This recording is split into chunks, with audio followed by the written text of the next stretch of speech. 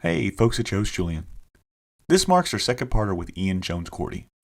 We talk the early days of Steven Universe and what it was like bringing the show to life with his wife Rebecca. We also hear about the trials and tribulations that this show faced from day one. We also talk about Ian's show OK K.O. Let's Be Heroes. We hear what it was like from the pilot to the production and some of his favorite moments and memories. I hope you all have enjoyed these last two episodes as much as I have. It's been very fun getting to pick Ian's brain and chat cartoons these last couple weeks. If you're digging what you're hearing, leave us a rating and tell a friend. Enjoy the show.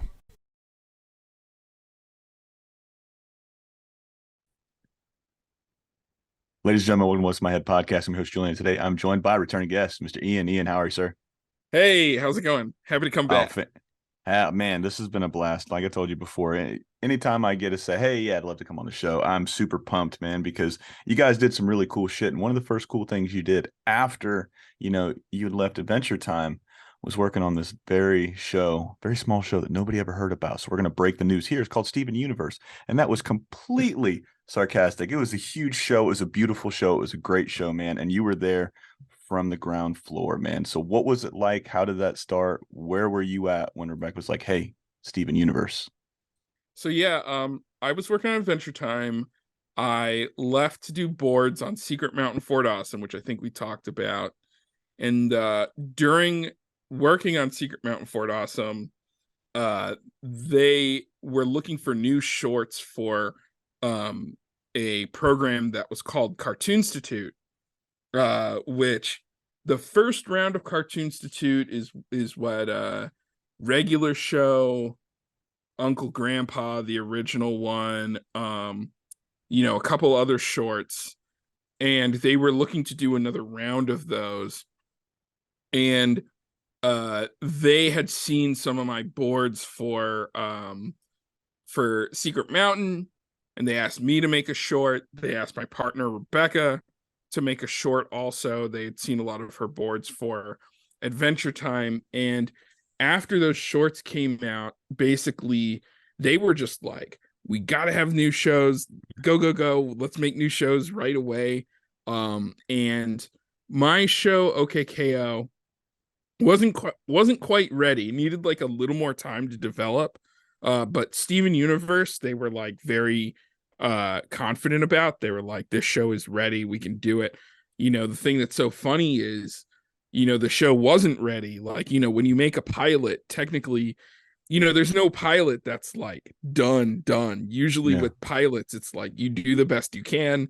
Usually you run out of time. You like try to tell the best story you can, the best, try to show the off the characters and the world like in the best way you can. But like, usually you don't have time to like perfect the designs, to like write the story that you want to write, to like show as much of the world as you want to show. Mm-hmm. And so Rebecca, basically, there was the task of turning her short Steven Universe into a series.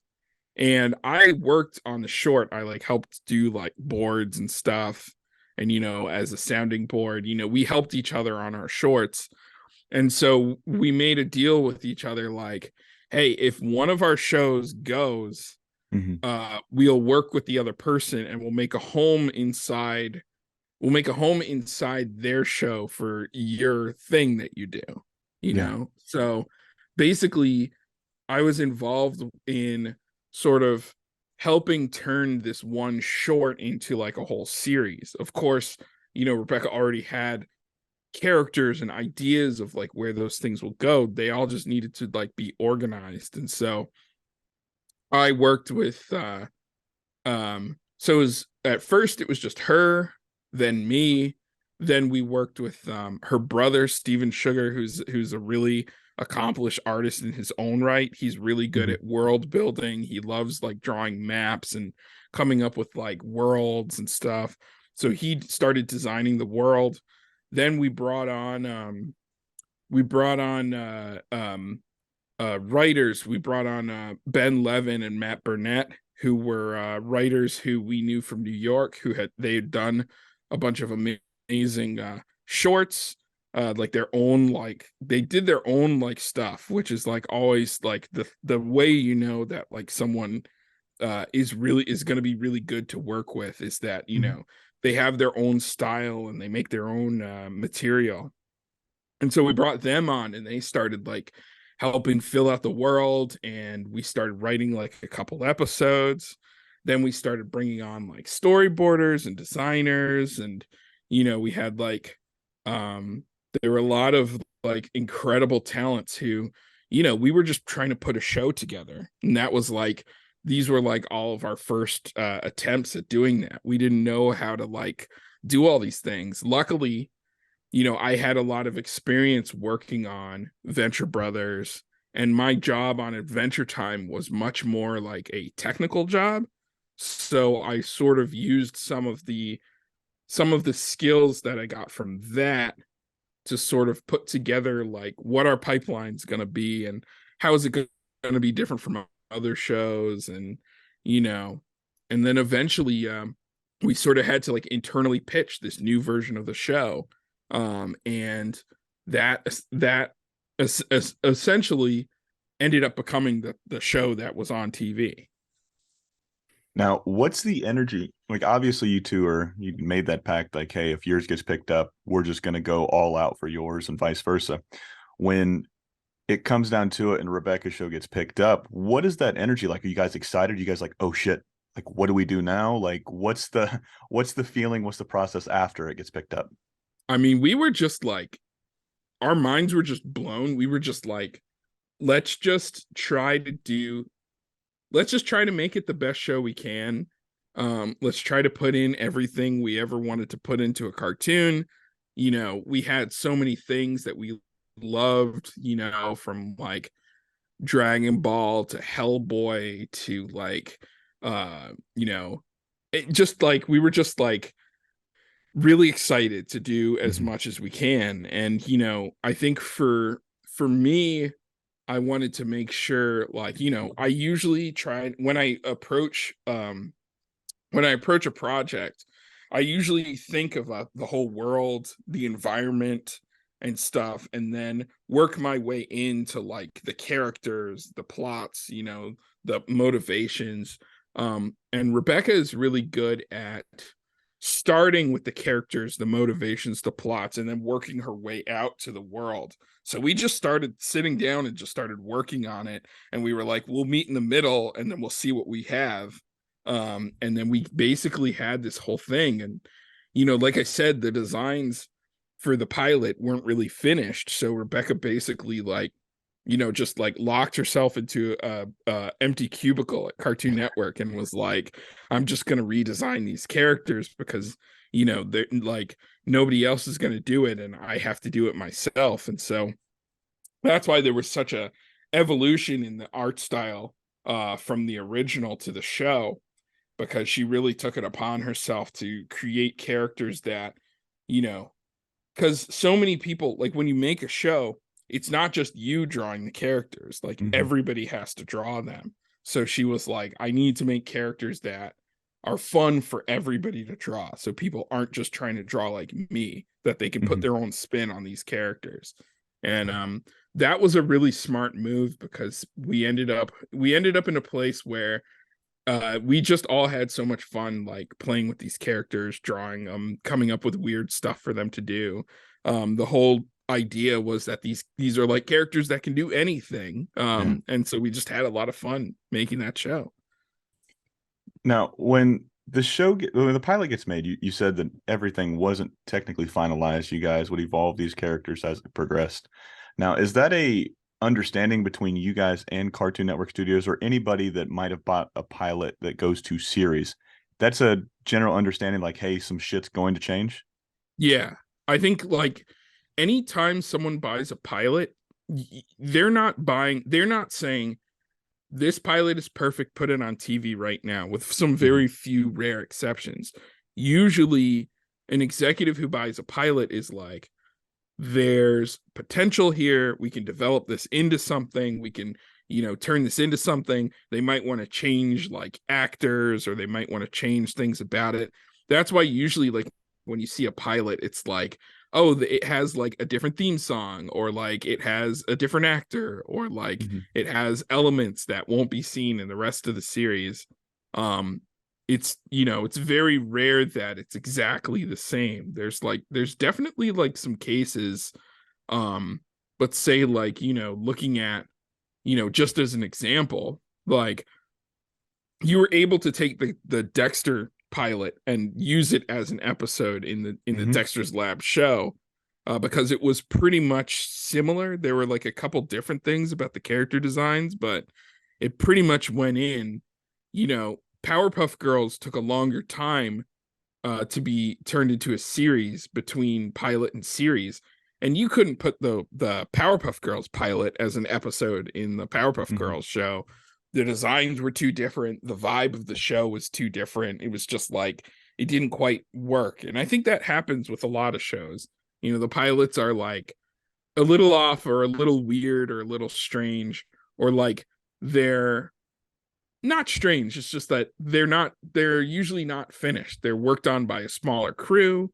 Maybe you don't have like the kind of background style you want. You haven't gotten the right actors or the right Hmm. artists. It's just it's all a work in progress. And even a show is a work in progress. An episode 1 is not going to look the same as episode 100 on like Yeah. any show. I mean, you would hope that by episode 100 the show would look a lot better than episode 1. So I think it's like that for most things. There's always a feel of active development, and to me, that's the thing that I like the most. I love when you watch a show, or you see a comic, or you see someone's art, and you see them constantly challenging themselves and like redefining themselves, like, as they do the work. Like, Hmm. you know, a great example is the manga One Piece. It's like Ichiro Oda, the mangaka for that. It's like, he had his things he was interested in chapter 1, but those are different than the things he was interested in chapter 500. and Yeah. and he's just like, if he's writing that and he's like, hell, maybe I have to change the story a bit, or change the art style a bit, or like change the plans that I was going to do, to make it the thing that I'm interested in, to make it fun for me and to make it fun for the audience. Like, that's the thing that's the most exciting, to me. It's like stuff that's evolving and growing and changing. And I feel like all the best stuff really does that. Absolutely. Now, when a pilot's coming together like this, or just like a pilot in general, um, how much of the original team that works on the pilot, not just talking crew, not so much the cast members and voices, because you said that's a ever evolving thing, but how much of the artists and writers that might be a part of that pilot are going to come back to a series, or does that all depend? That all depends. Yeah. Sometimes a lot of times with pilots, especially for cartoons, um, you have like a skeleton crew, and Hmm. then the sort of backbone of like the production side, might be running the production for all of the shorts. So maybe you'll have like a different producer or different art director, who is just they're working with a bunch of different creators to make like those shorts. So, like, for instance, for Cartoon Institute, Rebecca had a short, I had a short, Toby had a short, but we were working with sort of like the same core team Hmm. of art director, producer, you know. And so, like, if we were able to turn those all into shows, we would have to get new, production people, new artists. We wouldn't have all of the same people. So that's another reason why things can really change between a pilot and the show. And I think that just happens a lot. Like, unfortunately, like, people have schedules, it Yeah. doesn't always line up, and you can't always get the people who you want to get. Now, when you are looking to build a team, you obviously need writers and artists and backgrounds and painters and this and that and the other thing. But do you guys get the final say on, as far as crew goes, who can come in and who doesn't, or is that a vetted Yeah. process by cartoon? Yeah. Yeah, we Cartoon Network will vet the people, but technically, we try to work with who we want to work with. I Hmm. think that's really important, and I think, at least at the time, Cartoon Network was really, they were really amenable to that. They were open. Yeah. you'd be like, I want to use this person, they'd just be like, fine. They just like check it off, you know. That's pretty cool. Yeah. Who are some of the veterans that you guys are reaching out? Once this show goes from pilot to series and you guys are really ramping up for that first season, who are some of the animation veterans that you remember trying to bring in and getting on your team? Let's see. We worked with, well, the thing is, honestly, we worked with a lot of really new talent. We worked with a lot of people who we brought out from, because we had just come out from, we had lived in New York. I lived in New York for several years before, like when I was working on Venture Brothers and stuff. And we brought out a lot of people who were working with us on the East Coast who Mm-hmm. weren't actual like Hollywood cartoon people, you Yeah. know. And so we brought out basically we were trying to bring newer people into the process, people who we thought were like, you know, really like excited about doing like, you know, something new and something Mm-hmm. different. Um, but we did work with, you know, so for instance, we worked with some people who we had worked with before, like our timing director was Nick DeMaio, who timed, he's like a very prolific sheet timer who he worked on Venture Brothers with me. He worked on a ton of stuff. He's worked on American Dad, Family Guy, like, you know, a bunch of crazy shows. He's done a bunch of things. We brought in Kevin Dart as our art director, our first art director. He was basically, he had been working at his own studio doing a lot of boutique, like amazing like designs. He had just art directed there was like a Powerpuff Girls special, and then we brought him in to do some Steven Universe stuff, and he started defining the show.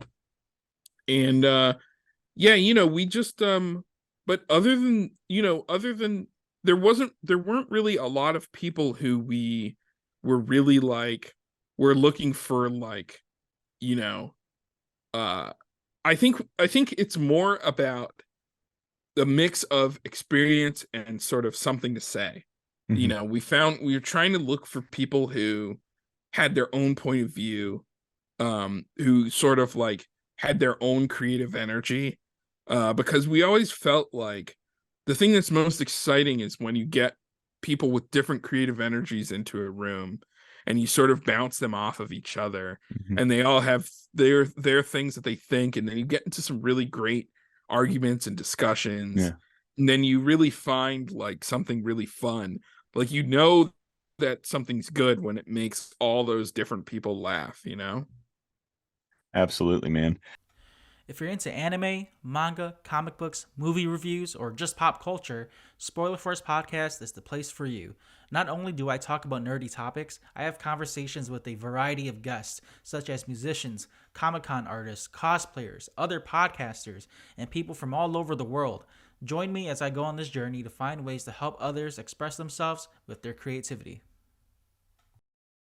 Um, so during the process of this first season, it's a two-part question, but when do you feel the most comfortable on working on this show, and when do you guys know, like, holy shit, this is something big and special? Where it's never comfortable working on a show. I think like show running is like, I've heard it explained like this. It's like it's like you're putting together a train Mm-hmm. while it's moving, and you're also putting down the train track that the train is on, like Yeah. while it's going. It's like you're running back to the train and you're trying to put parts together, and then you're like, oh no, I'm gonna run out of track. So you run over and you put track down, and then as soon as you do that, you're like, oh, then you look back at the train and you're like, oh my god, it's on fire. And then you're like running back and forth. It's like you never get comfortable, sadly. I think like you can get into like a good like rhythm where you're Mm-hmm. like, oh yeah, we're doing some really good stuff, we're having fun, you know, things are working, like, you know, everybody thinks that everybody's saying that like they're really happy on the show. You can get into a rhythm, but that's not the same as being comfortable.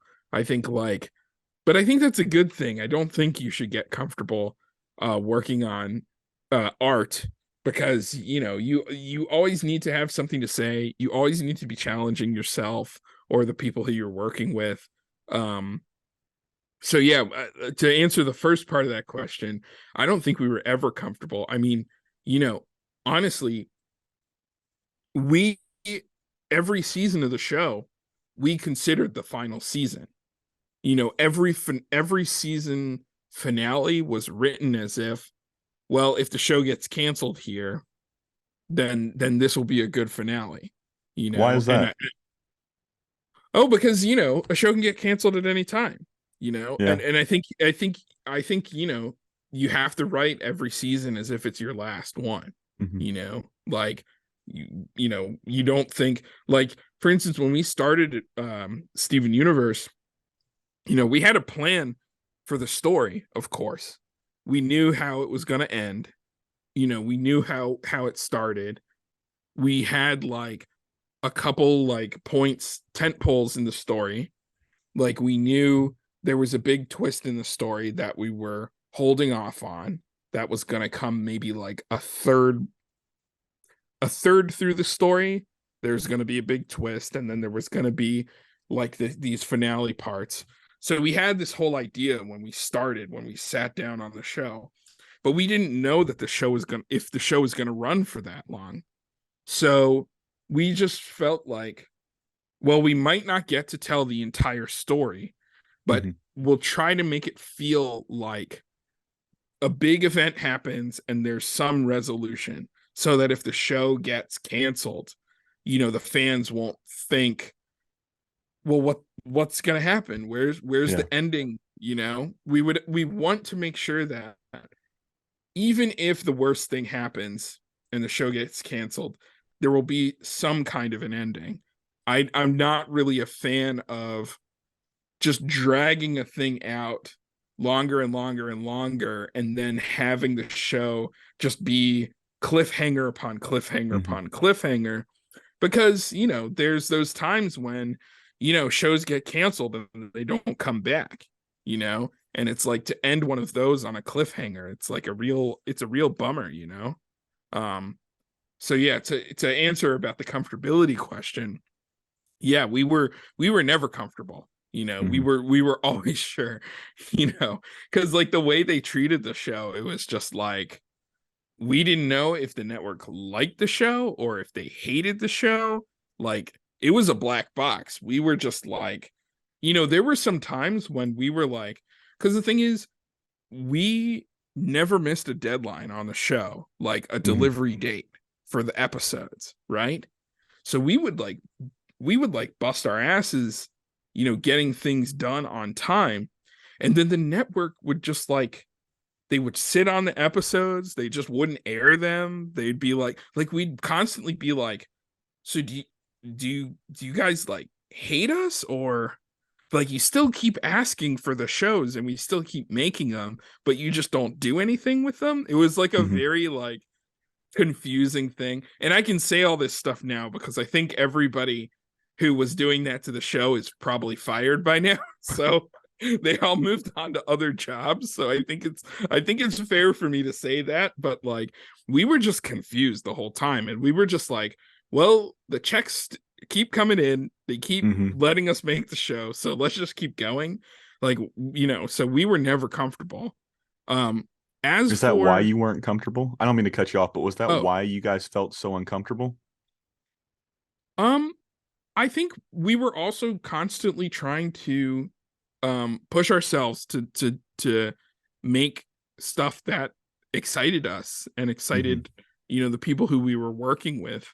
um when we were constantly pushing ourselves, and you know we were young and we were reckless, and we were just like, we were constantly trying to like one up each other and get each other Hmm. like interested. Like, we were like, we all had like that sort of like competitive spirit of like, I dare you to care about this thing.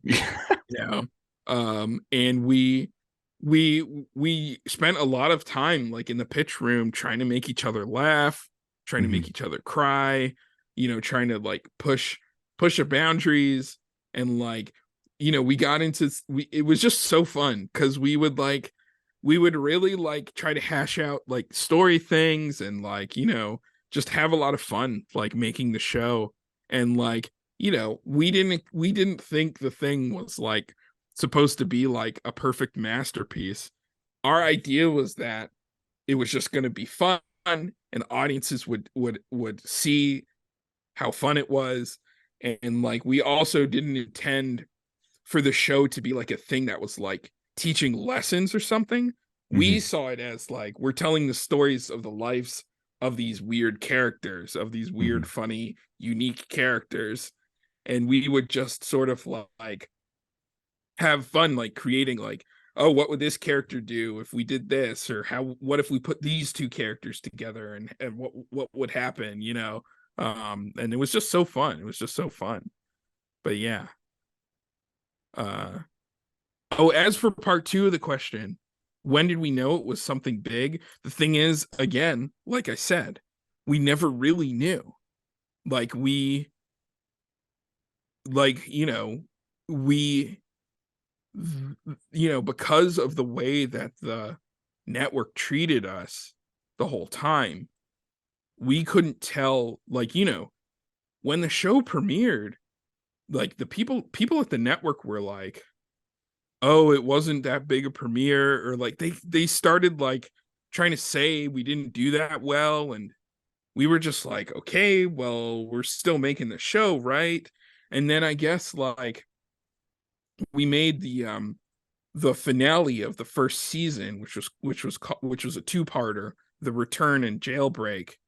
And we just saw like overnight, like people, like there was just like an explosion of like people like online were just like Yeah. sending us messages and trying to talk to us, and there was all this like fan art and all this stuff, and people seemed to like really like the show. And we were just like, oh, maybe people do like it, I don't know. Like we weren't really caught up with like the fan response too much. So we were just kind of surprised by the whole thing. Like we didn't, and we didn't even understand, like we hadn't made shows before, so we didn't know like, oh, does this mean it's like a success, or does this mean it's like a big show, But I think like there was a time when, we were doing like in-person events, and I think there was one like Comic-Con where we were doing a panel in a ballroom, and I guess someone told us this later, but who was in the audience, there was like a really big show that was in the same panel room in the hour before us, right? And I guess like people weren't really like applauding for that show. And then later we found out, oh, it's because everybody in the panel was just there to wait for the Steven Universe panel, like Oh, that's everyone in so the awesome. audience. And that blew my mind, because I was like, wait a minute, they showed up like 2 hours early to like see our panel. Like it was unbelievable. It was unbelievable. That was like that was one of the moments where I was like, oh man, this thing is kind of huge, isn't it? Like standing up in front of like, 20,000 people, and we're just like, this is our cartoon, That's so fucking cool, man. Since you brought up Comic-Con, I've asked this question a few different times, man, and it's always really cool because you never know what response you're going to get. Barring that example right there, what's the coolest fan experience you've had at a Comic-Con? Oh man, I think this video still might exist, but for 1 year, the year when that OK K.O came out, they built the bodega from OK K.O on the Yeah. floor of Comic-Con, and it was insane. It had everything. It had like a sign. It had like it like you could like go inside it. There was like character standees. There was like places where you could like take pictures. You could like get products from the shelves. Like, it was crazy. That was the most insane thing. They like took the background art from the cartoon and like plastered it all over the walls, and you could like, I was like inside my own cartoon. It was insane. That was like the craziest. I had never seen anything like that before, and I don't think I ever will again, to be honest, because like I don't know who's spending that kind of money these days. Did it feel like a dream sequence? Did it feel real when you're inside your creation in the real world? No, I was just like, I was astounded by the whole Yeah. thing. I couldn't believe it happened. It was insane. And I have like, I took like tons of pictures and I shot video of it, because like I don't know, even now I'm like, I can't believe that happened. That was insane. Now, go back to 5-year-old you. You're Yeah. in that same mindset, man. What do you think 5-year-old Ian would say to you? I don't even know. I wish I could go back and tell myself, like, one day you'll make a show that's going to be on Cartoon Network, because I would flip. I would absolutely. I don't know. I don't know how I would respond, because like, cartoons were just my life growing up, and I Mhm. mean, they're still my life now. But I was just like, that was one of those moments where it's just like unbelievable. Like being a kid at a theme park where you where Yeah. you think where you believe it's real. Hmm. Absolutely, man. That's really cool. Now we're gonna jump off of Steven Universe for just a little bit, man, because Yeah, we're here for OK K.O, man. But before we leave Steven Universe, please. I asked you about the other creators of the other shows you had worked on. What was one thing that you took from them as far as a learning experience? Now, obviously, you and Rebecca are tied to the hip forever, man. So I'm sure Yeah. you're learning stuff every day by her. But what's one thing you learned from her from Steven Universe? Let's see. The main thing I think I learned from Steven Universe is there's a real power to creating a character that the audience can fall in love with. Hmm. Like like and that is like the thing. And when you really think about like your favorite cartoons, it's like those characters, those are like, they're like your friends, and you Hmm. you just love them, and you just want to see what they're up to, and you really like care about them. That I think is the main thing I took away from working on that show. Because Rebecca has a knack for creating um these like lovable characters that Hmm. you're just like obsessed with. You know them so well, like you're just like, oh, that's so that character. You just um and there's like some real power to that. you know I think and that's the thing that like in everything since, I'm like trying to create a character you can fall in love with. And I think that's like definitely something I'm going to carry forever, because it's like the most important thing. Absolutely, man. And what a beautiful way to transition to OK K.O, man. So obviously you said at the beginning you guys were working simultaneously on pilots, man. Yeah. So hers gets picked up at that time, yours doesn't. How often are you revisiting that or flushing out any ideas until you start the work on the pilot? So basically what happened was, um so I had already made the pilot. I was working on Steven Universe, and they still wanted to develop something with OK K.O. They weren't sure Mhm. what yet. So they had me working on the side on like random stuff. Like I was making new storyboards for it. I was like doing new character artwork. I was like um I was like doing like, we were doing like all these projects. We made like a mobile game. They found a company that made like they made a beat 'em up game for like the phone, for iPhone and Android, and they made a version of it with the OK K.O characters in it. And so I was like, making character artwork for it, like giving them like storylines and stuff like that.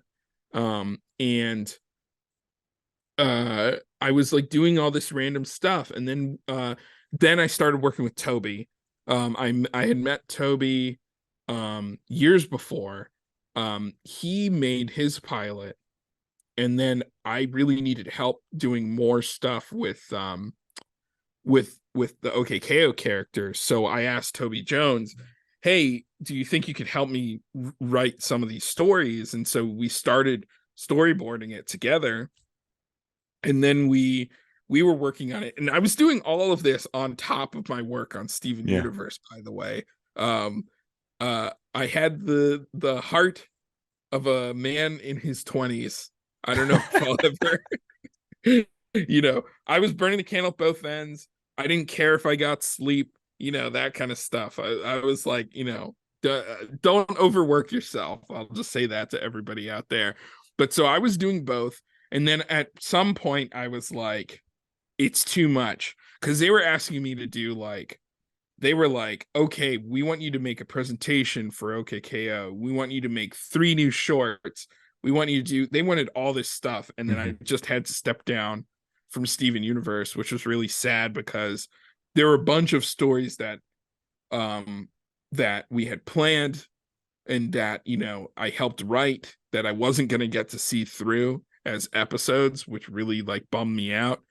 I really I really am sad about the Steven Universe I didn't get to work on because I really loved working on that show and I loved that crew.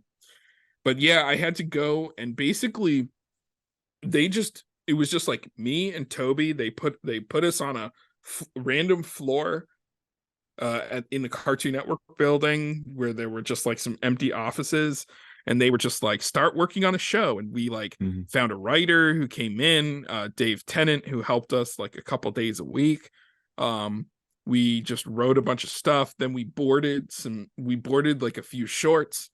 We got some help from a few different storyboarders.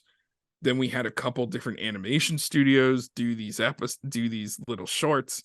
And then we started pitching that show, this version of the show. We started pitching it to the network, and one of the things they said was that they needed heart and charm, they wanted to see the heart and charm version of it. And we really found that because the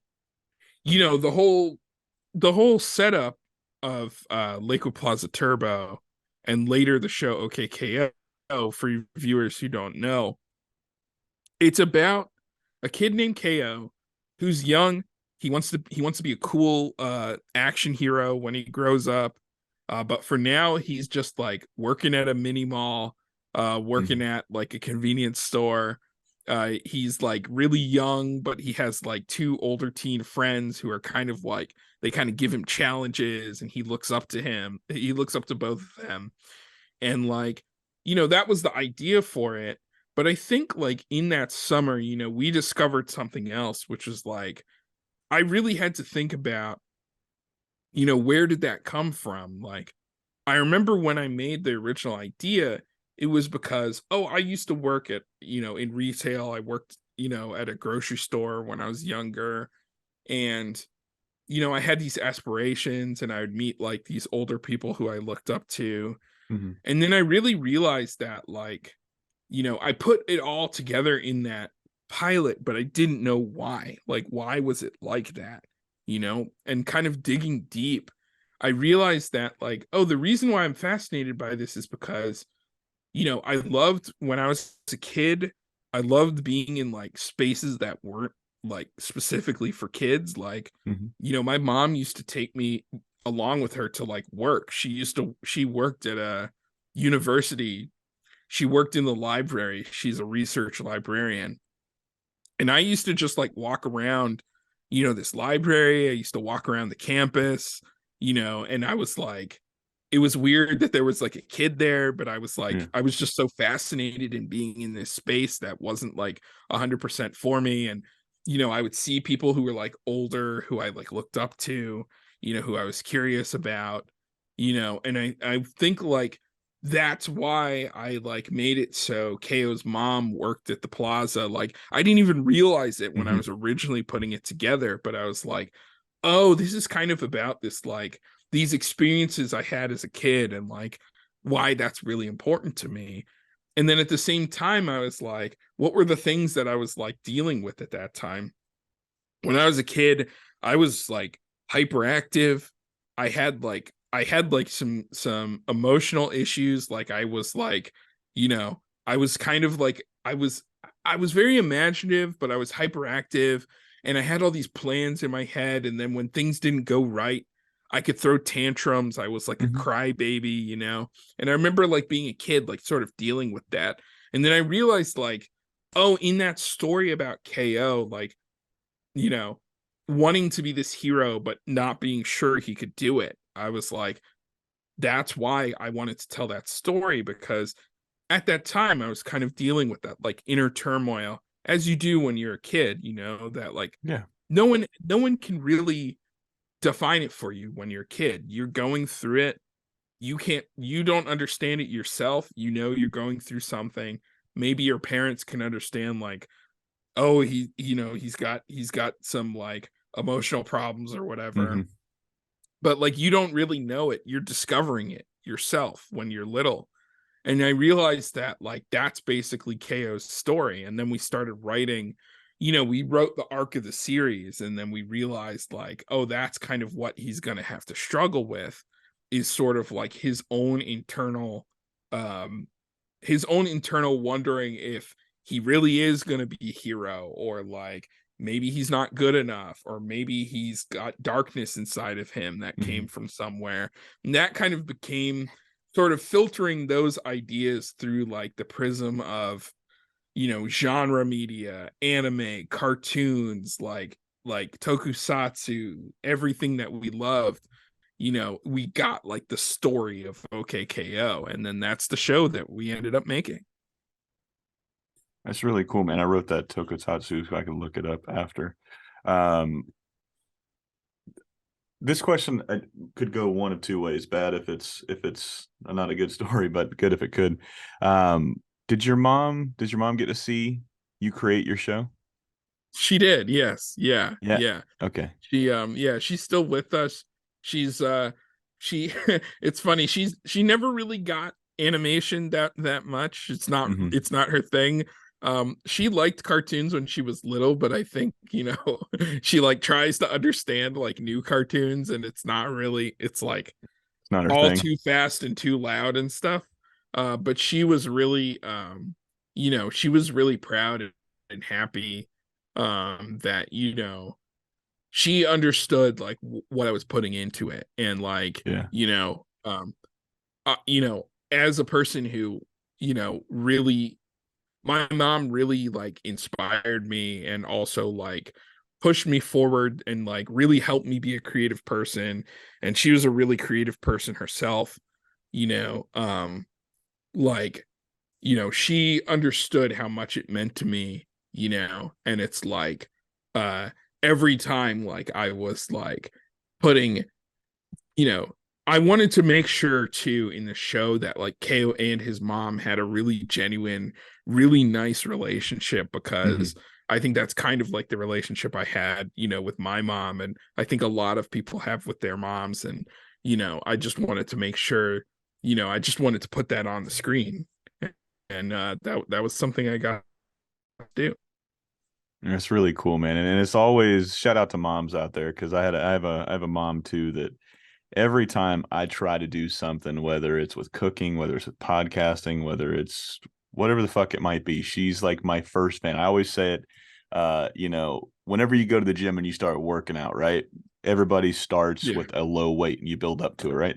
So whenever you start something, generally your first fan of anything you do is your mom. My first fucking for subscriber sure. on YouTube was my mom. My first person that ever shared a post of mine was my mom, man. So I love my mom. I'm Yeah, sure you do too, man. So shout out yeah, to all moms. Um, absolutely, so absolutely. as this show is starting to pick up steam, right? You guys are working that first season. You and Toby are starting to add people into your team, and start building the world from the inside out with OKKO.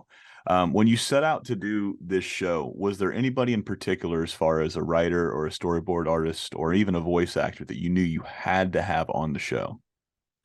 It's funny. It's like we didn't have particular people, but Hmm. I think I'm trying to think if there were, well, again, very similar to when we started Steven, we were looking for, at least on the art side, we were looking for people who had something to say, who had their Hmm. own points of view. And we managed to end up, working with some really talented people from all over, who some people who had worked on a lot of things, some people who were like brand new to the industry. When it came to the voices for the villain Lord Boxman, I really wanted it to be Jim Cummings.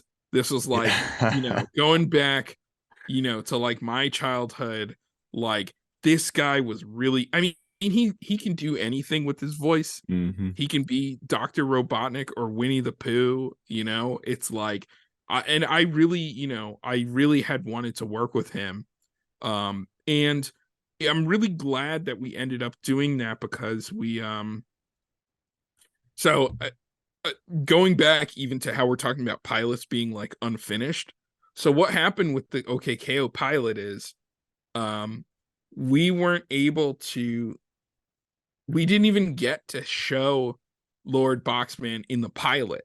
Like there was going to be a whole climax where he like showed up and like he did stuff and he talked. We didn't even get to show it. It got totally cut from the pilot. And part of that was because there was like a limit on how many voice actors that we could put in the pilot. Like the budget was ran out on voice actors because we had to do remote voice acting for some of the characters, meaning we had to get like double studio time. And so what happened with that was, one, we didn't get to have Jim Cummings, we didn't get to show like the main villain, and then two, I really I he knows this too. I've talked to him, I've told him about it. I really wanted Eric Bauza to be the character Rad. And we had gotten like auditions and stuff, and I was like, we're gonna have him as Rad. And then we ran out of money, and so they were like, I did the like temp voice, so it was just like, well, Ian, you should just do it, right? So I kept doing the character for the main show, but I was new to voice acting. Like I didn't really know what I was doing. And so like in that room, we had, I was in there, I barely knew what I was doing, and then we had Jim Cummings, who's like an absolute voiceover legend. Yeah. And then as KO, we had Courtney Taylor, who is like an amazing voice actress who was Fem Shep in Mass Effect, and has done like so many voices, and is just like really good at like coming up with a character and being a character. She was in like every episode, like right next to me in that room. And then we had Ashley Birch as Enid, who was like also like in almost every episode, and was like an incredible voice actress and had really done like so many things and really like knew how to like inhabit a character. And so like I was just like looking at these people doing their work and like trying to learn from them basically.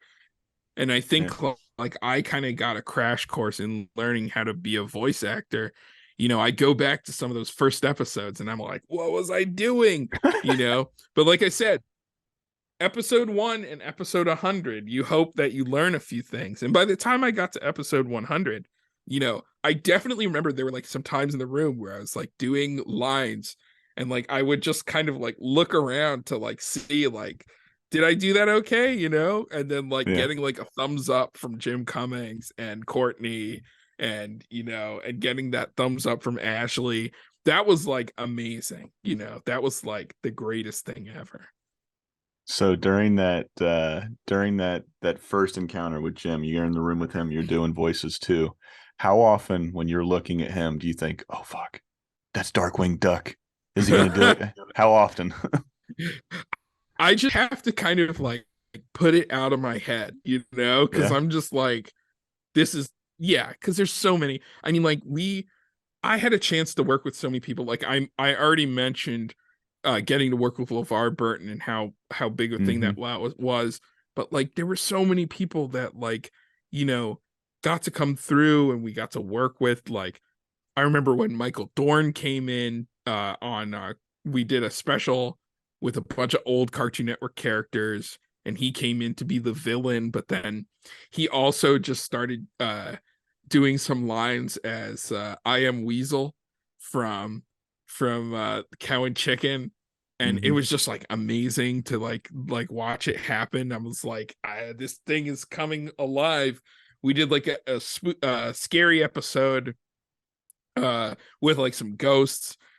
We got to have Joe Nipote, who played Stretch in Casper, be one of the ghosts, which was Such a just great like movie.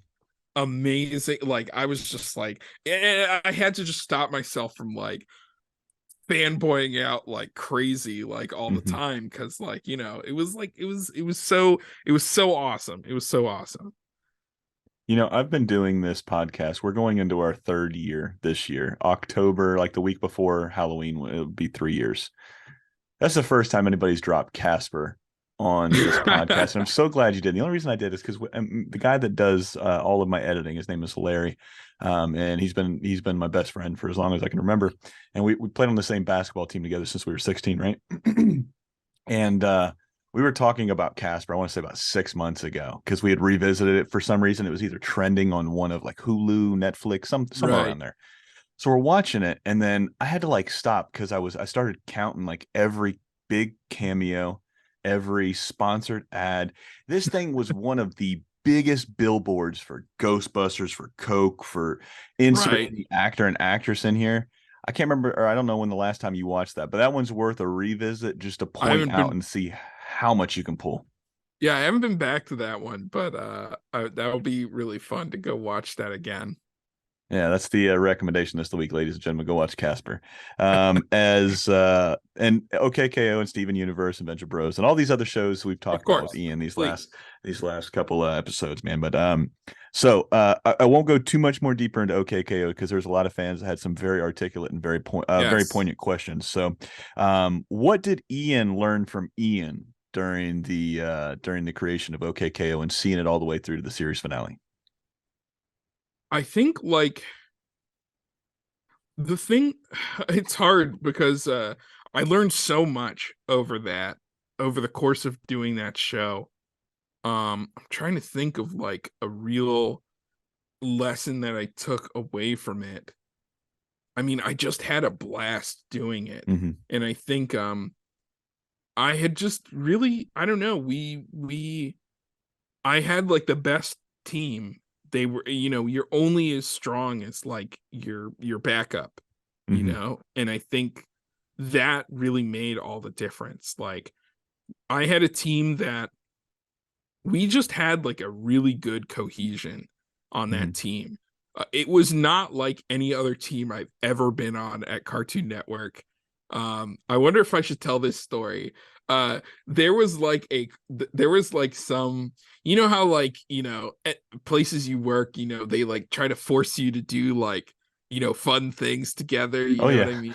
There was like a Cartoon Network barbecue kind of thing that we had at like a park, and they like rented out tables, and like they were doing like all these like cheesy, you know, they were trying to get you to do like these cheesy games and stuff like Mm-hmm. that, right? One by one, like everybody was doing it. It was like all the crews together, the crews of like Adventure Time, like you know, regular show, like everybody was there, right? Real gangs of New York-esque. Yeah, but slowly all of the OK K.O. people started like disappearing, right? Traders. And then we just weren't there anymore. And like we basically like we went in the park, Mm-hmm. just like across the way a little bit. We found like a nice tree to like sit under and just like hang out and like Mm-hmm. not do like the forced corporate like fun stuff, but Mandatory like fun, just, yeah.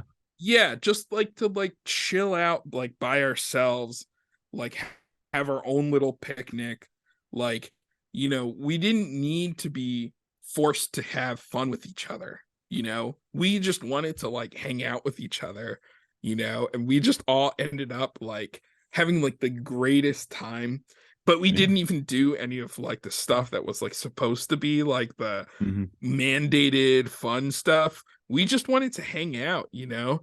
And the other way that we were really lucky on OK K.O. is somehow, and I still don't know how this happened, they asked us for our first season to give them 52 episodes.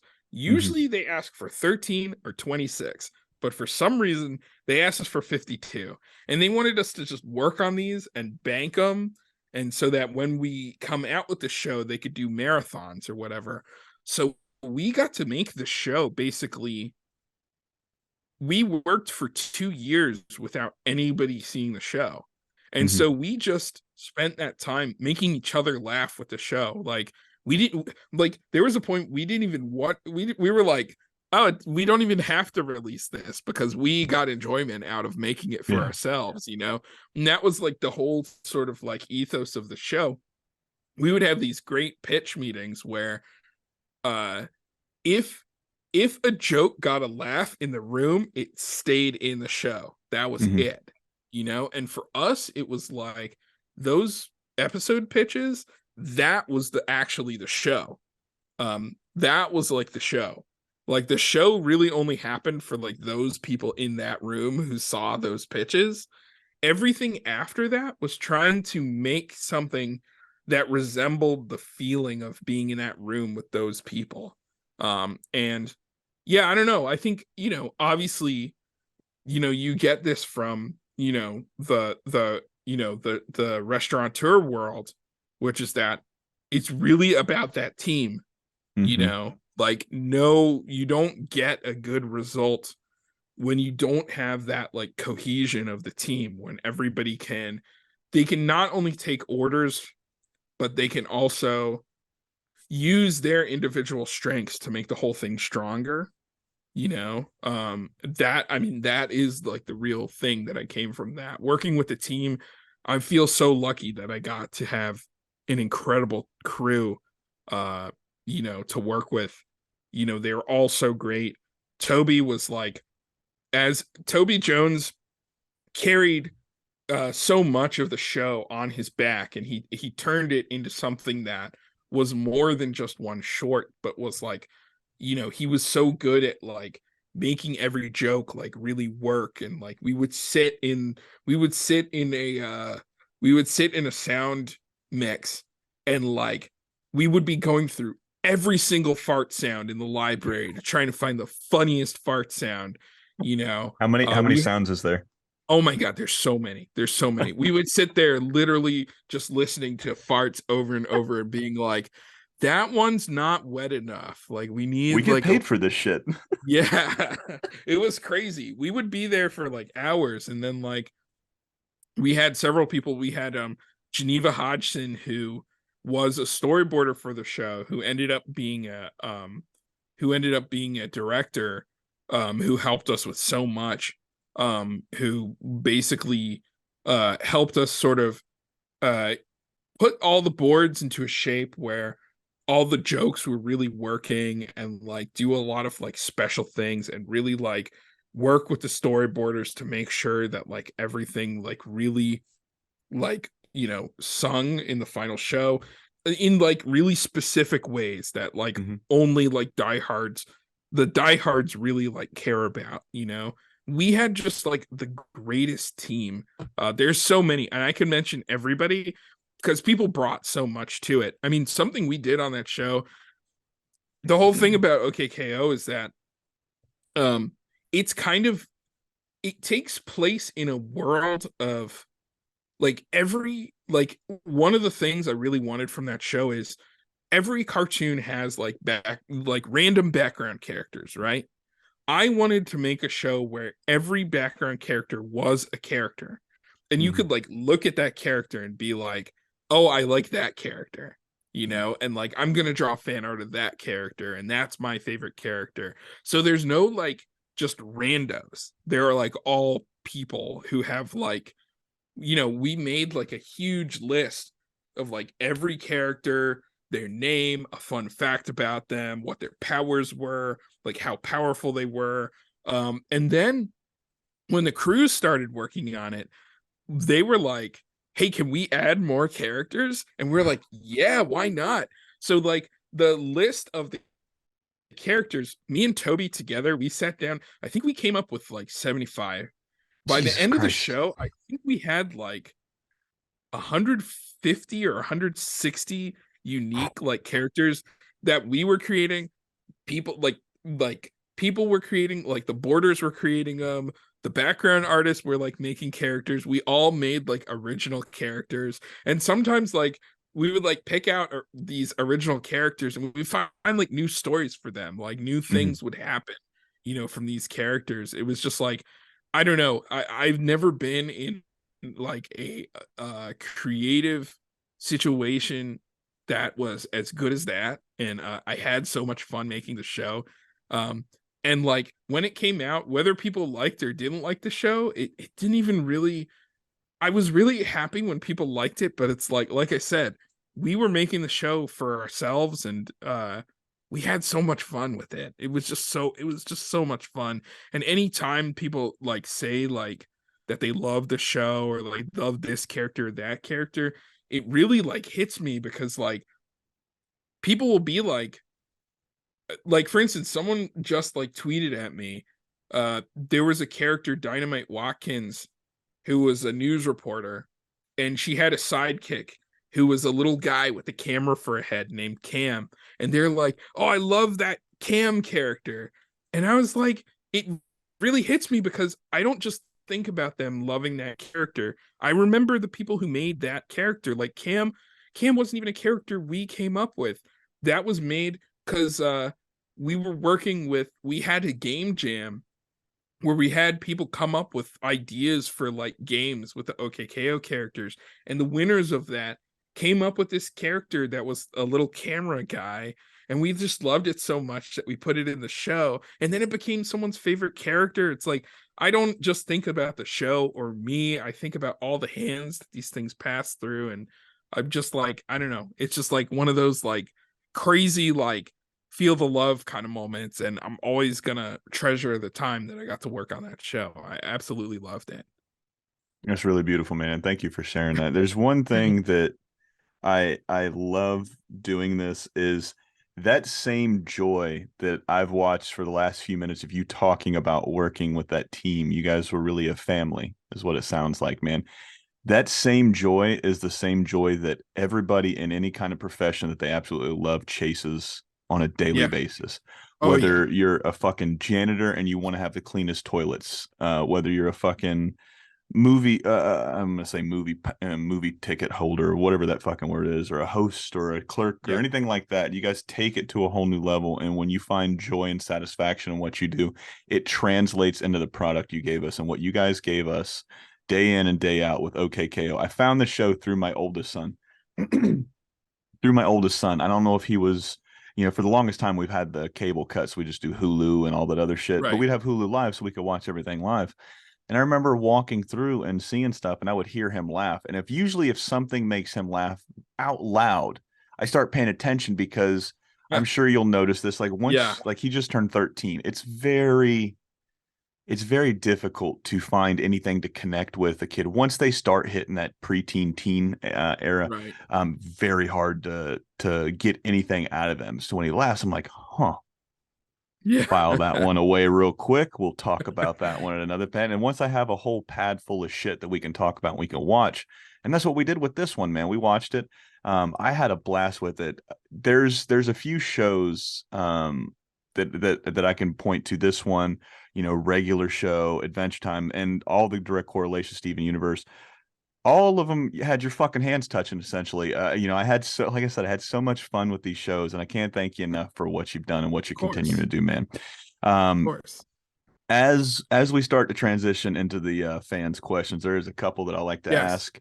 And Please. I gave these to Toby, and Toby couldn't answer one of them, so I wanted to see if you could answer one of them. All right, so before we get to that, this is the animation recommendation. So this is where you get to throw a name out there and say, hey, you should have this person on this. So if you've had fun on this show, who should we reach out to and try to get on the show? Do you think could have blast on this one?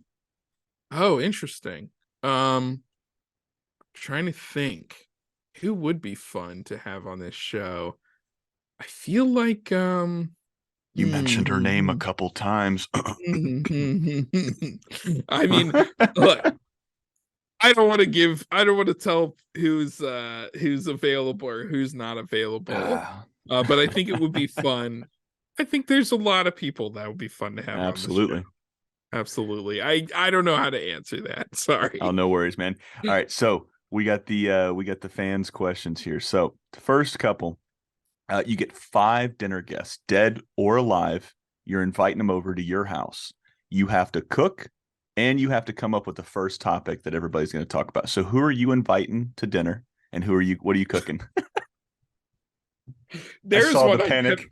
I have no idea how to answer that.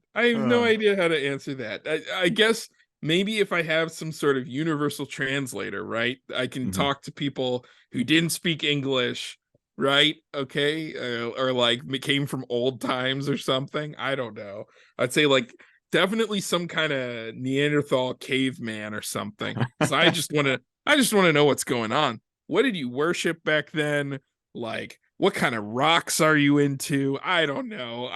That's a really hard question. I don't know. Living or dead? I guess I would have to say, I don't know, man. I would want to ask, um, I don't know, maybe like I would get like, I would want to actually talk to like Bob Clampett, who was like we talked about Looney Tunes, but like, you know, when I was a kid, my absolute favorite Looney Tunes director. I would just like, I don't know, I would just like to see, I would just like to, you know, pick his brain, like talk about Yeah. cartoons. I would talk to, I don't know, Osamu Tezuka. I'd be like, what was it like to create Astro Boy? Uh, he worked really hard. He worked himself into the grave. I want to ask him if he felt like it was worth it. I want to show him my Astro Boy fan fiction or something. I don't know who else. Other people, living or dead. Geez, I don't know. Maybe I guess I would have my grandma come back because I kind of miss her. She passed away when she passed away about, I want to say about 10, 12 years ago. That would be great. She could meet a bunch of cartoonists. I don't know if she would be interested. Um, oh, I think I have one more. Oh gosh, I don't know. Um, living or dead. Living or dead. I feel like I just want like I don't know. Yeah, I'll pass on the last one. I only have 4 guests here. We'll see Oh, what that's happens perfectly with the fine. caveman and my grandma. What kind of rocks are you into, dude? That shit. Yeah. I want to see that animated. There's a couple parts in this show that I would love to see. There's a few up and coming animators out there and some folks that are trying to break in the industry to listen to this one. So if one of you guys can go out there and take the clip where he's talking or where Ian's talking about the train putting it together, and that's what you're going to get: the fires, laying the tracks down, and then the dinner party that Ian's going to throw.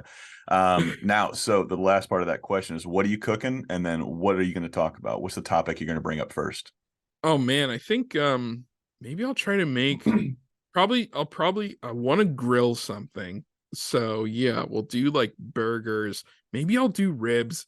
That kind of takes like all day, but it's like very well worth it, you know? You got to like do all the prep, you know? And then what do we talk about? I guess first I say like, what is it like being alive for just one night? Like, I know you have to be here, like, you know, talking to me, but let's just mix it up. Like, what would you rather be doing right now? That'll be the first thing. I want to get that off the table. So like people can say, I want to see my wife again. I don't know. I want to see my children, you know, get all that off the table. You know what I mean? Absolutely. All right, and the next one is, if you could be a fly on the wall in any point in animation history, and you can see the creation of one character, who would it be and why? Oh man. Uh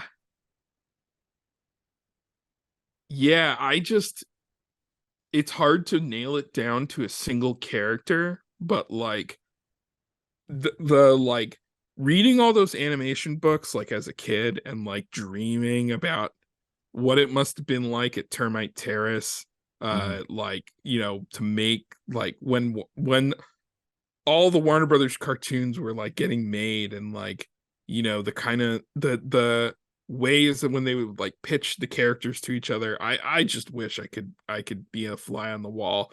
I'd want to see what it was like when they finally nailed down Bugs Bunny. That would be that would be insane. I would Yeah. love to, you know, I can't even imagine what that would have been like. That would have been awesome. Absolutely. And this was the I'll just question. try not to fly too close to them so I get like swatted or something. This is the one that Toby couldn't answer, man. So you're setting out. You got the green light for a new show. There's no particulars about what the show is, but you've got to bring a writer, a storyboard artist, a voice actor, and a director.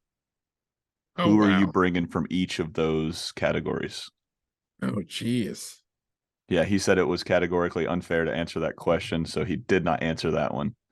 But Yeah, I think I'm gonna have to go with Toby you'll here. pass? I don't know. Yeah, I do not know how to answer that question. I mean, like, that's tough because yeah, I can't. There's too many people I'd absolutely. ever want to work with, and for different reasons, and who knows if they would all work well together. So yeah, I don't know if I could Absolutely. answer. Oh, no worries. All right, so we'll rotate into the fans questions portion. All right, so Please. Maximum Vanilla Cone wants to know, what was your most memorable part of being the co-developer of Steven Universe? Mm. Um, memorable. I think the thing that so there was okay, so really early on, and I talked about this a little bit. Uh, you know, at the very beginning, it was Rebecca, me, Ben Levin, and Matt Burnett, and we were just trying to break all the story. We were trying to Mhm. figure out what the story of the show was, and I remember when, you know, this is I'll try not to spoil Steven Universe for the people who haven't seen it, but but this was really early on. This was like before we didn't have a crew. I think we might have had one or two storyboarders at that time. We were still working on like an art presentation. We were gonna pitch a storyboard, and we had like a storyboard we were working on that uh never got made. We didn't even have like a producer yet. We didn't have like we weren't even starting on the show. But we were just trying to write the entire story of the show and trying to figure out why all the things that were happening in the story were going to happen. And I mentioned this there's a twist that happens way later in Steven Universe that kind of changes everything about the story. And I remember when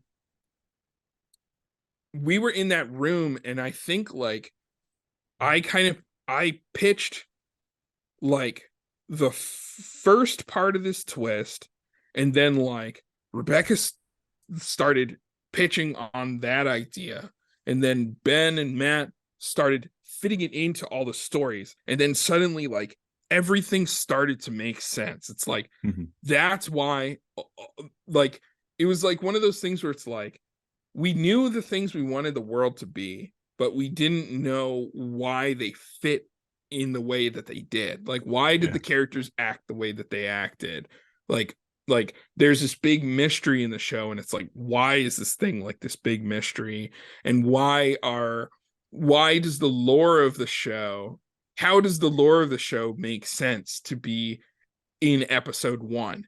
How can we answer this later on? And I just remember we had this moment where we were like all coming together on it. And Mhm. like, I'm pretty sure Ben wrote it down in a Google Doc. And it was just like, it was one of those moments where we were just like, oh my gosh, like now it all makes sense. Like now we can actually make the show. And it's like one of those things where now all the stuff we had already written made more sense. Like we could go back and sort of like figure in all the things, and then we got to basically, you know, this twist that was going to come like way later, you know, if you're on the crew, this thing was kind of like an open secret. Like we all knew about it, and it informed everybody's writing, and like we got to put in a bunch of clues and stuff. And Ben, we always used to talk. I remember Matt Burnett was always really we talked about how, you know, like we wanted to write a show where the audience said, I knew it all along, instead of saying, how'd that happen? That came out of nowhere. Yes. Like we wanted the first thing, you know? And Lay the foundation. exactly. So like we that made us like really excited, and that was one of the like really memorable moments, that like everything suddenly was like coalescing, you know? That was like really fun. Absolutely, man. Now this one is a little bit long, so Danny is a phantom. I'm going to chop it up just a little bit because I thought this Sure. was a very fun question. So halfway through, he's like, I imagine it's really intimidating to suddenly have to ship out an entire show, and I'm really curious what the studio offers in that capacity. We all know the classic Cartoon Network veterans like Craig McCracken, Genny Tartakovsky, Mr. Warburton, Pendleton Ward, for example. Have any of them left something like, let's call it a Bible of notes filled with tips and tricks to stay sane, how to deal with Cartoon Network standard and practices, contact information of those veteran showrunners that more junior teams can lean into as a resource? I would say that would be a really good idea, but they did not have anything like that. No. In fact, I think they wanted us to not have anything like that. So like, you know, like when I was talking about building the train, you'd think that they would give you blueprints for the train, but they would not. I think they want, you know, it was a really creator driven studio, and I think they wanted every creator to sort of figure it out in their own way. Of course, you know, the other side of doing that is that you can maybe save some money because a creator doesn't know what kind of budget another creator has, you know? Yeah. But like, yeah, no, there wasn't any kind of support in that regard, unfortunately. Of course, we knew each other informally, so we could kind of say, hey, this is going on my show. What would you do? But there was no tips and tricks. We just kind of got thrown right into it. In the long scheme of things, seeing how your career played out right now, and do you think that would have helped tremendously, or do you think that would have been a hindrance on the growth of your career? You specifically. You know, I really don't know.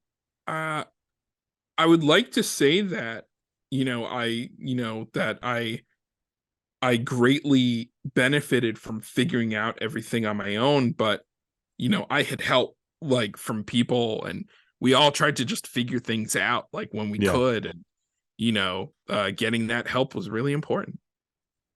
Absolutely, man. How hard was it? This is from Goaty11. How hard was it to get the various characters from other properties for the crossover episodes like Sonic? Oh yeah. It was difficult. So for OK K.O, for those of you who don't know, the whole kind of conceit of the show, like I said, it's a bunch of characters that come from everywhere. Anyone can walk into the store. That's the whole idea. It's kind of a pastiche of video games, superheroes, everything, you know. So we actually were like, we were open to the idea of doing crossovers, and that kind of came, our executive was like, yeah, let's put like some crossover characters in the show. And we were just like, yeah, that sounds fun.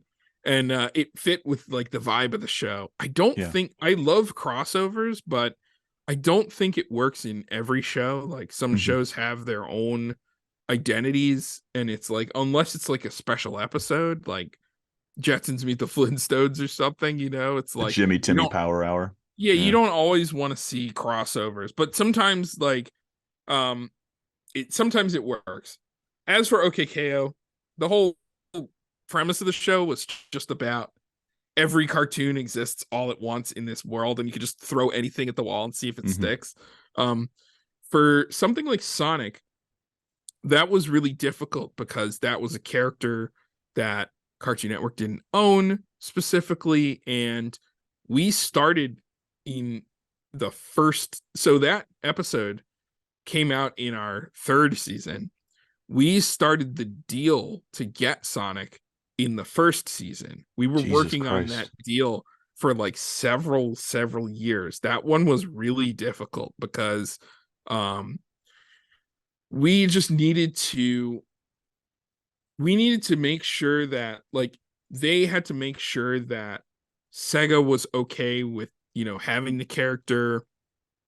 We needed to make sure that uh like there was a deal being done between Sega and Cartoon Network that was like amenable to both properties. You know, technically we're licensing the character from Sega to put in the episode, but it's also like we're advertising the character in a way, so like the deal is like really complicated on like Mm-hmm. the legal and money side and stuff. You know, we just wanted to make a cartoon, but there was a lot of back and forth. One of the things we did is we pitched the whole thing to um the head of Sonic Team, um Izuka-san, who actually came to a meeting with me and Toby and several other people from Sega, and we basically made like a PowerPoint talking about how much we loved Sonic and how we were like huge fans, and how we were like we we like we like took a picture of us in like all of our Sega and Sonic gear, like the Sonic hat, and like we covered ourselves with Sonic comics, and like, you know, we showed them that we're like, you know, we want to take care of these characters, we really love Mhm. these characters. We did like a whole pitch, and drew like really great drawings of the characters in our world, and they really loved it. They went back, and then once the actual thing was starting to happen, you know, they had the final say on how Sonic was portrayed in the episode. You know, it's their character, so they get to decide, but they gave us like a lot of freedom in how we portrayed the character. But you know, we showed them the character designs. They had they had they had they had an artist from Sonic Team who was one of like their senior artists, like go over the character designs, make sure that they're perfect. You know, that was a really difficult process, but it all worked out because they got it, they loved it, they understood what we were doing. We were like, there's references to Sonic things in here, and we're making it like the old Sonic cartoon. They loved that. They thought it was like really funny. They loved all the homages and stuff. That one was really difficult.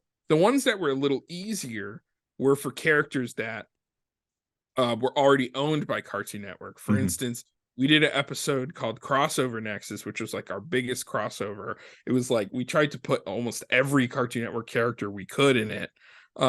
That one we basically, for the featured characters, we got permission. We showed it to all of the showrunners of the episodes that were going. And then for like a lot of the side characters, we just had to get legal permission for every single one of those characters to go in, but they were all owned by Turner, so or all earned by our corporate parent, so that was okay. The other kind of crossover that we did one with Captain Planet, Yes. which was like a very nostalgic thing from like my childhood. Mm-hmm. And like that one was crazy because honestly, they were just like, we can't figure out what to do with Captain Planet, so go for it. You know, they were like, we're trying to figure out, we want to make a movie about him or maybe a show. We don't know what to do. If you want to do, if you can figure out something to do with Captain Planet, go for it. And then we were just like, yeah, let's just put Captain Planet in the show. And he just shows up and he's in the show.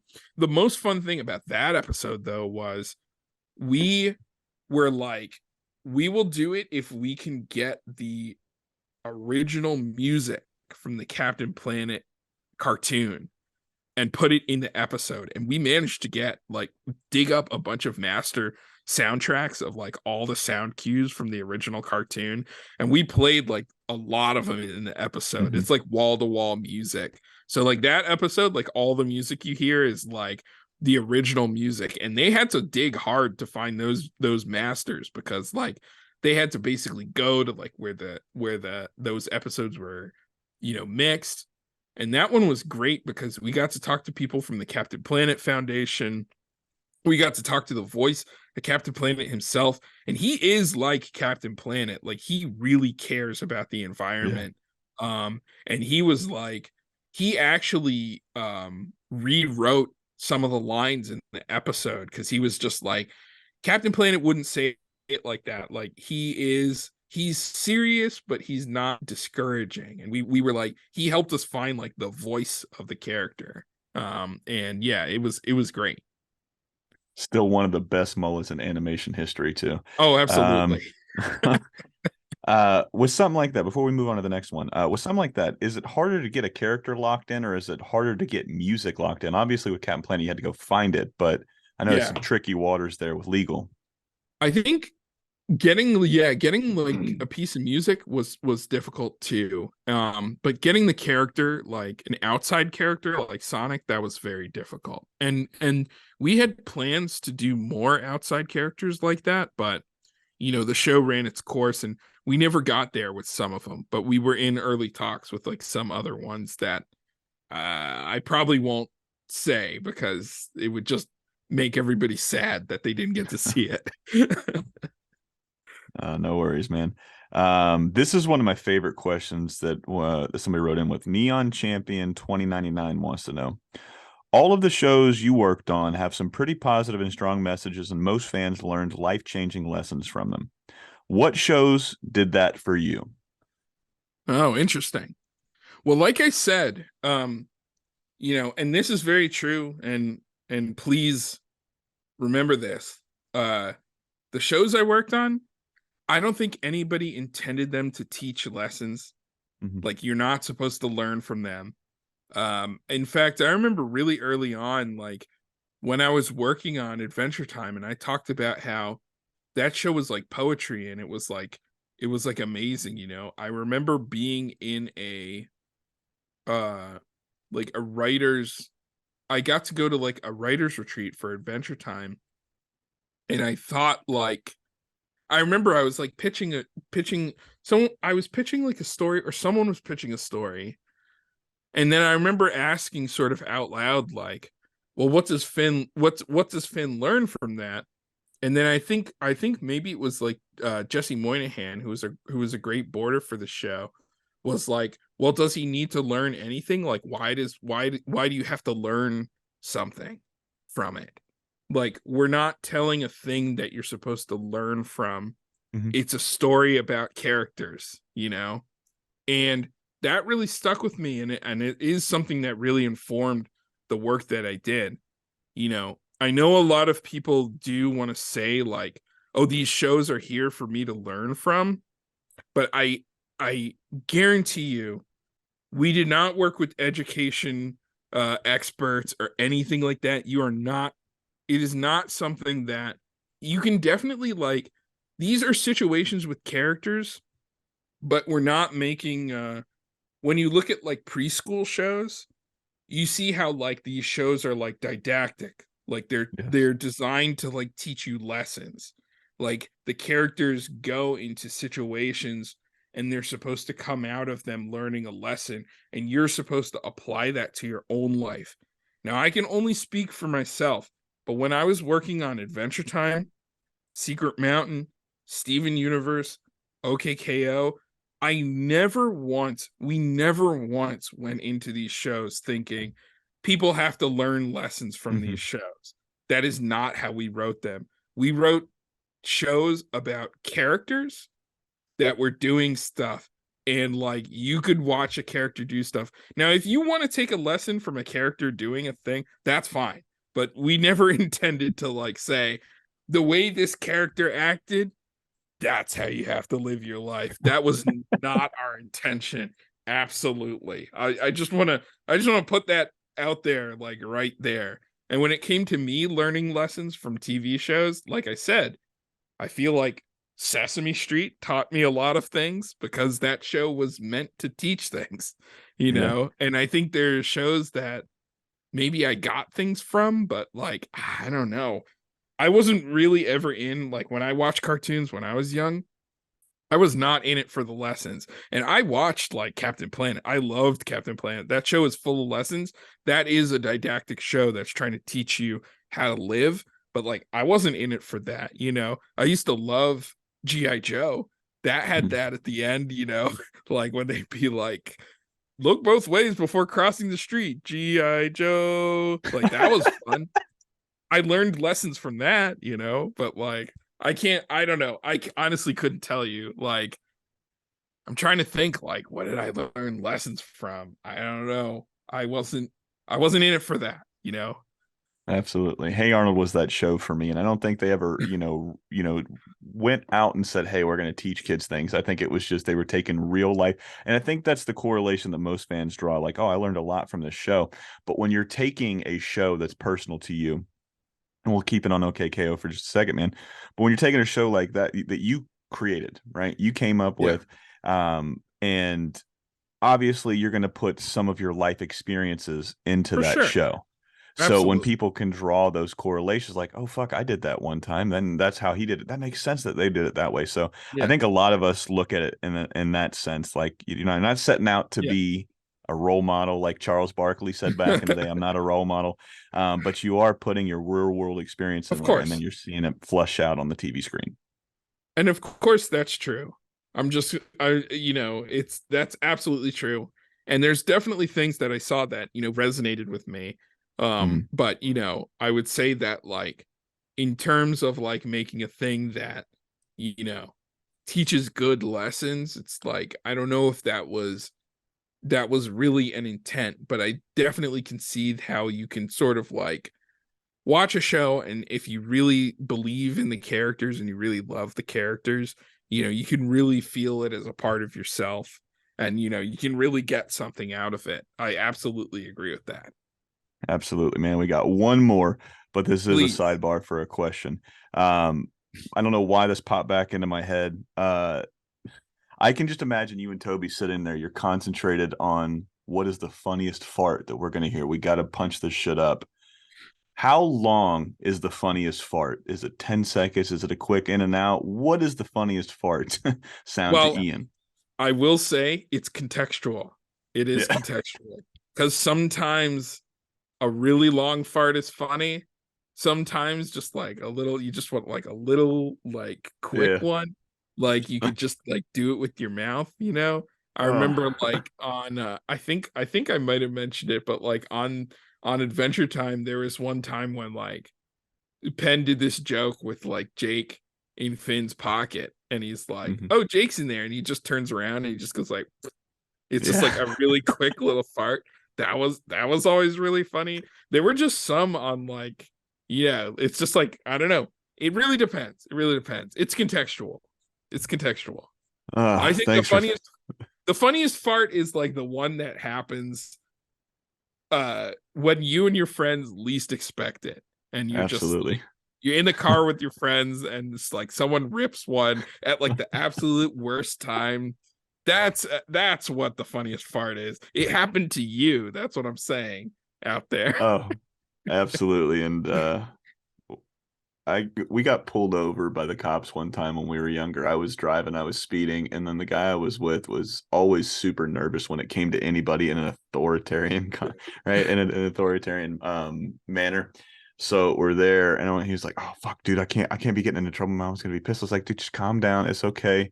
We'll be fine. Speeding ticket. It's gonna suck. Blah blah blah blah." Right? I'm just trying to make him calm down so he doesn't fucking freak out. And he looks over. He's like, "Dude, something's gonna happen." I was like, "No, dude, shut up. He's just coming over. He's gonna ask for my license. This has happened once before. Just calm down." As I'm rolling the window down, all you hear is boom, boom. And I just happen to look over. I'm like, dude, this is the worst fucking time.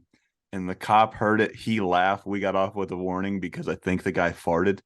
So, needless to say, a well Yeah, placed fart will get you into trouble or out of trouble, it's apparently. true. It's true. You never know. You just never know.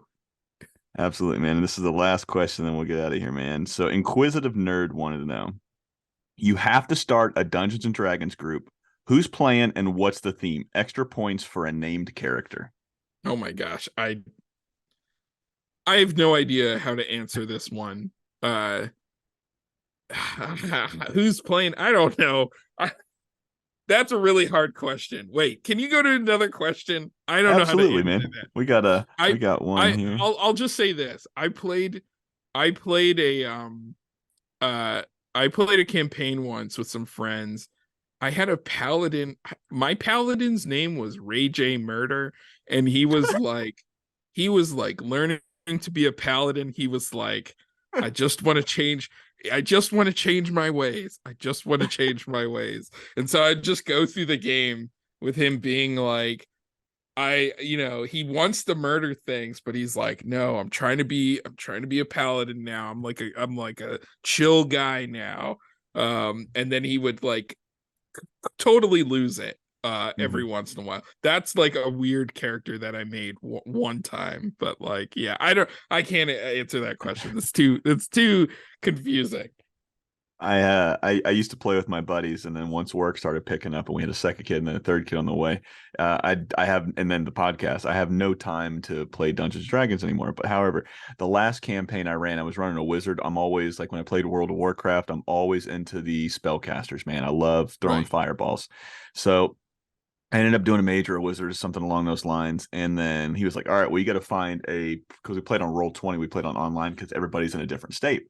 So he's like, all Right. right, you guys got to find a picture of your character. And I was like, fuck, dude, it's the first time I've ever played Dungeons and Dragons. I don't know what I'm doing. So I was watching Mr. Deeds, the Adam Sandler movie. And it's the scene where Crazy Eyes is stuck in jail, so each eye is going in a different direction. And I was like, I'm going to take Steve Buscemi and turn him into a wizard slash mage, right?